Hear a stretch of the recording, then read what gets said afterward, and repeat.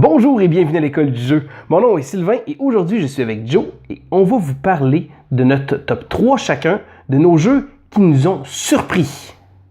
Ouais, ben on filait un peu cheap d'avoir sorti 3 jeux qui nous avaient déçus. Fait que Sylvain était changé de t-shirt. Puis on a refait une autre vidéo pour 3 jeux qui nous ont surpris ce coup-là. Et voilà, donc c'est 3 surprises des jeux auxquels on s'attendait pas grand chose, mais qu'au final ils nous ont vraiment surpris. Donc c'est pas nécessairement des gros blockbusters, mais c'est des jeux qu'on a bien aimés. Donc on va commencer avec mon numéro 3 dans quelques instants. Salut la gang! Salut la gang! Salut la gang! Et bienvenue à l'école du jeu.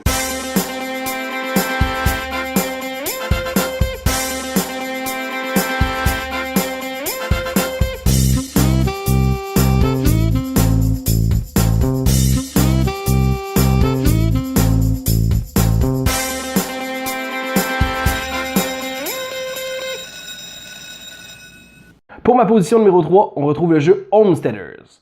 Donc Homesteaders est un jeu qui est passé pas mal dans le beurre, je dirais. Il n'y a pas grand monde qui en ont parlé, mais pourtant c'est un jeu qui est vraiment surprenant. Le jeu utilise des mécaniques d'enchères, il utilise la gestion de ressources et beaucoup de conversion de ressources pour essayer de réussir à optimiser ça. C'est un jeu qui, de base, justement, est sorti déjà depuis quelques années. Petit côté un peu plus déplaisant, c'est qu'il n'y a pas eu d'extension. J'aurais vraiment aimé ça qu'il y ait des extensions, mais on reste dans le positif. C'est un jeu vraiment excellent qui vaut la peine d'être regardé. C'est Homesteaders. Ouais, moi mon numéro 3 c'est Escape Curse of the Temple. C'est un jeu de party, bon, vous avez commencé à me connaître un peu, les jeux de party c'est moins mon genre. J'ai commencé à jouer à ce jeu-là, je m'attendais à rien, finalement on embarque tout de suite avec la petite trame sonore, c'est un peu stressant, puis on roule les dés, on rit, on sait plus où donner de la tête, il y en a qui ont des dés qui sont pris, c'est vraiment le fun, le stress monte au bout puis tout. C'est un jeu en temps réel, ça? Oui, c'est ça. Un jeu en temps réel où il faut placer des cristaux pour réussir à trouver la sortie du temple en flippant des grosses tuiles. Que chaque tuile a tu peux avoir des malédictions, il y a une couple de modules qui s'embarquent dans ce jeu-là pour complexifier le jeu, qui est déjà assez dur comme ça. Puis il faut pour trouver finalement à la fin où moins il y a de cristaux, plus ça va être facile de t'enfuir. Fait que c'est ça le concept de te débarrasser de tes cristaux pour pouvoir t'enfuir plus rapidement parce que tu as un 10 minutes total en tout pour réussir à clore le jeu. Puis ce qui est le fun, parce que côté coop, parce que c'est un jeu coopératif, ça reste qu'il y a personne qui peut décider de prendre les rênes puis pouvoir dire être un joueur alpha qu'on appelle, de pouvoir prendre ça avec le chronomètre, c'est ça, on n'a pas le temps. Non. Un bon choix. Donc pour ma part, mon numéro 2 est le jeu Compound. Compound est un jeu avec la base, c'est le thème qui m'a vraiment plu. C'est un thème de chimie. Donc ce qu'on va faire, c'est qu'on va chercher des molécules pour pouvoir fabriquer des composés chimiques. On s'entend, c'est des petits cristaux, c'est des ressources, c'est comme si c'était du bois ou de la roche, mais le jeu est tellement fait de belle manière que le thème va vraiment chercher. Mécaniquement, c'est pas un jeu qui est vraiment exceptionnel. Je veux dire, c'est quelque chose qu'on a déjà vu, mais le rendu est absolument phénoménal. Le jeu est beau, même que la track de score des pointages est vraiment magnifique parce que c'est le tableau périodique. Donc on a un beau tableau périodique qui sert absolument à rien sauf compter les points. Mais ça reste que ça donne vraiment beaucoup de punch au jeu. Puis comme je dis, le jeu Compound, il y a plusieurs petites extensions qui sont sorties. Ça reste un jeu super intéressant.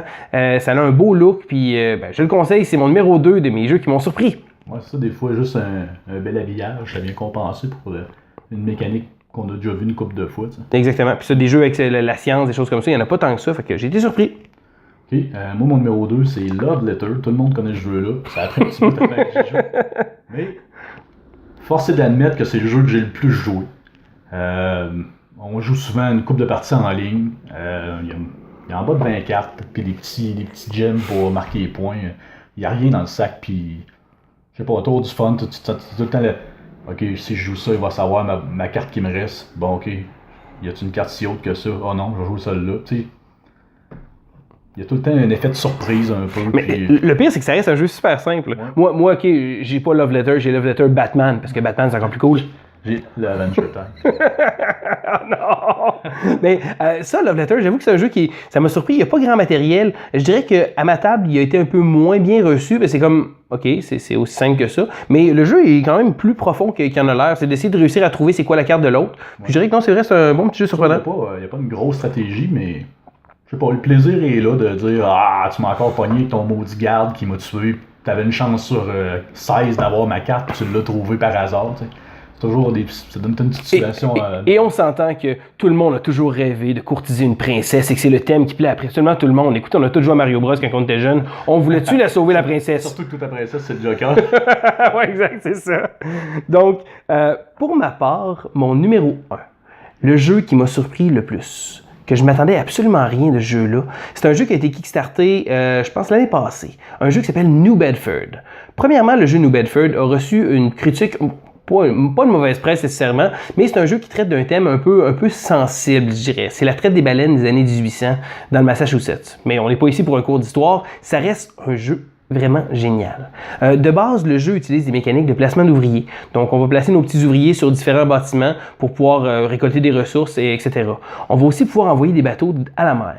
Puis quand on va à la mer, le concept est vraiment bien ficelé parce qu'on va utiliser un peu de backbuilding, je dirais, donc de piger dans un sac pour essayer de piger des baleines pour pouvoir les ressortir, pour pouvoir rapporter les baleines sur la côte.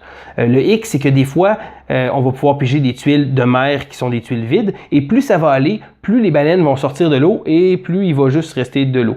Donc, je dirais que c'est une espèce de petite course au début, mais le jeu est vraiment surprenant parce que le jeu est rapide. Le jeu dure pas trop longtemps, il dure seulement 12 rounds, puis je dirais que la machine commence à rouler après le 5 ou 6e round, fait que c'est pas un jeu qui étend sa présence. On y joue, c'est vraiment surprenant. Je dirais que c'est vraiment un jeu euro moyen, de poids moyen, puis sérieusement, là, ce jeu-là m'a vraiment flabbergasté. Je m'attendais à pas grand-chose, puis j'ai comme... Ouais, j'aime le choix déchirant entre je me mets-tu encore d'autres bonus dans la ville ou ben je m'en vais en chercher des baleines. Ah, je vais faire l'expédition, pas tout de suite. Ah non, je vais lancer des biscuits aux baleines. Oui, les magnifiques ressources, sérieusement, là, la nourriture, on dirait des petits biscuits. Biscuits de chocolat. Ouais. Je pense que c'était des fromages qu'ils voulaient faire, mais bon, c'est une autre histoire. Moi aussi, j'attendais pas grand-chose. Mais ça reste que le jeu est bien fait, puis sérieusement, là, les mécaniques s'entrelacent très bien, puis c'est vraiment surprenant. C'était mon numéro 1 des jeux qui m'ont surpris. Et toi, Joe? Mon numéro 1, encore une fois, pas mon genre, ils n'ont pas mis de dés, mais c'est quand même un jeu trash, c'est Adrenaline. On court dans des pièces, on se tire dessus, on ramasse des munitions. Fun times. Dans le fond, c'est ça qu'on gère, c'est les munitions finalement. 2 couleurs, 9 petits cubes à gérer. Mais il y a du fun, puis un genre, ouais, ok, tu vas tuer, ben tu vas voir, mais que je te repogne un coin, ça va être à ton tour de passer au cash, puis il y a toutes sortes d'armes, sont toutes différentes. Parce que de base, le jeu, c'est une espèce de représentation de ce qu'on appelle un jeu de tir à la première personne, un first-person shooter qu'il y a dans les jeux vidéo. Ouais. Je pense que le jeu a voulu vraiment aller chercher cette thématique-là qui se trouve être pas utilisée. Ouais. Je veux dire, c'est probablement un des seuls de ce genre-là qui existe sur le marché. Fait que... Il y en a eu un autre avant que j'ai pas joué, mais j'ai vu ça en m'informant sur Adrenaline. Puis ce que j'ai aimé aussi après un tour ou deux, là, le jeu vire, là, c'est fluide à bord. Tu t'as pas beaucoup d'action à ton tour de disponible, fait que ça va vite, on couche les cartes, on ramasse les affaires, on déplace nos pions, puis on fait des dommages à tout le monde, puis on se tire dessus, puis on va dire là-bas, puis là. Fun times. Yes. Ben moi, je l'ai pas essayé, mais j'avoue que c'est le genre de jeu qu'il va falloir que j'essaye bientôt. Donc, c'était le numéro 1 de Joe, et c'était notre sélection du top 3 des jeux qui nous ont surpris. Donc, il y a probablement beaucoup d'autres jeux qui ont été surprenants. Je vous invite à justement laisser dans les commentaires les jeux qui vous ont surpris aussi.